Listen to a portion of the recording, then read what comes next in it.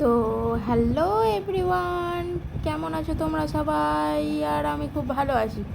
তো আমি আজকে ফেসটাকে আরও গ্লোয়িং করার জন্য আমি আজকে ব্যবহার করব বরফকে জলে দিয়ে সেই যে একটা হয় ফেসের কেয়ার করার জন্য সেটাই করব। তো আমি দেখো প্রথমেই বরফ নিয়ে চলে এসেছি চিকের মধ্যে। আর বরফ জানো আমাদের স্কিনের জন্য খুব ভালো, আর ব্রণ হলেও খুব ভালো কাজ করে। তো তাহলে দেখতে থাকো ভিডিওটা। তো প্রথমেই দেখো আমি সব বরফগুলোকে জলের মধ্যে দিয়েছি।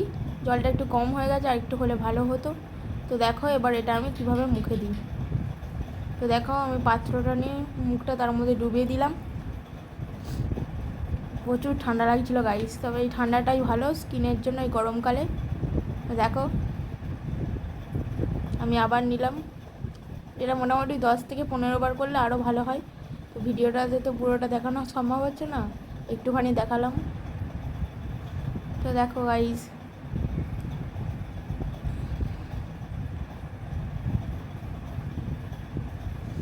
দেখো মুখটা অনেকটাই গ্লোয়িং হচ্ছে।